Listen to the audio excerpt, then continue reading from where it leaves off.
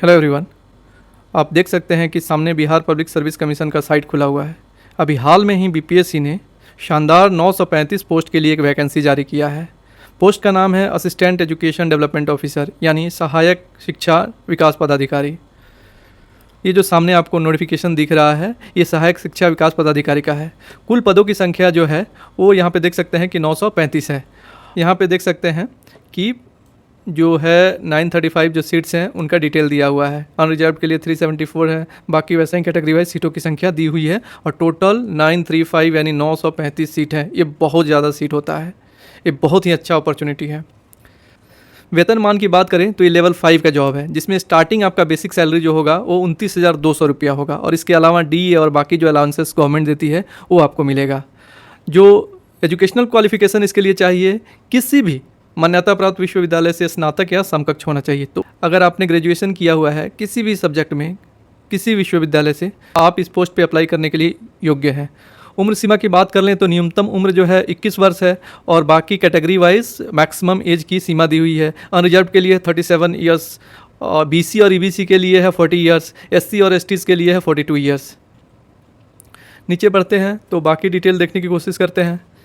अब चयन प्रक्रिया की बात कर लेते हैं। चयन प्रक्रिया में ये सबसे अच्छी बात है, जैसे बीपीएससी का सिविल सर्विसेज का एग्ज़ाम होता है, उसमें आपको प्रीलिम्स देना होता है, फिर मेंस देना होता है, फिर इंटरव्यू देना होता है और तब जा कर के कहीं आपका मेरिट लिस्ट में नाम आता है। इसमें ये जो एग्ज़ाम है बस एक स्टेज का एग्ज़ाम है, वो भी ऑब्जेक्टिव टाइप पेपर रहेगा। आपको बस एक एग्ज़ाम क्वालिफाई करना है और आप बन सकते हैं AEDO, assistant education development officer.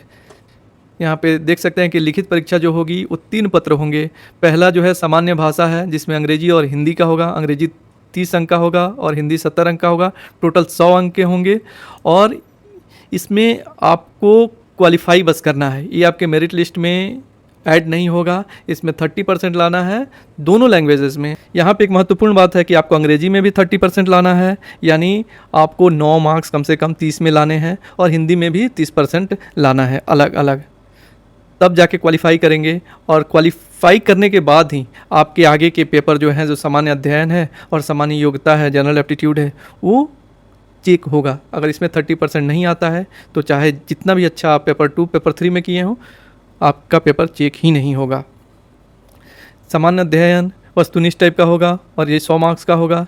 सामान्य योग्यता जनरल एप्टीट्यूड जो है ये भी वस्तुनिष्ठ टाइप का होगा, यानी ऑब्जेक्टिव टाइप का पेपर होगा और ये भी 2 घंटे का होगा। दोनों 100 मार्क्स के, यानी आपकी जो मेरिट लिस्ट बनेगी वो टोटल 200 मार्क्स पे बनेगी। इसमें नेगेटिव मार्किंग का प्रोविज़न है। अगर गलत आंसर पे 1/3 मार्क्स काट लिए जाएंगे। अब इसमें हम लोग देख लेते हैं कुछ महत्वपूर्ण तिथि।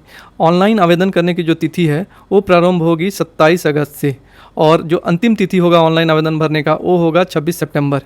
तो 27 अगस्त से लेकर के 26 सितंबर के बीच में आप कभी भी इस फॉर्म को भर सकते हैं, लेकिन कोशिश ये कीजिएगा कि अगर आपके पास सारे डॉक्यूमेंट्स अवेलेबल हैं तो जितनी जल्दी हो सके उतनी जल्दी इस फॉर्म को भर दीजिए।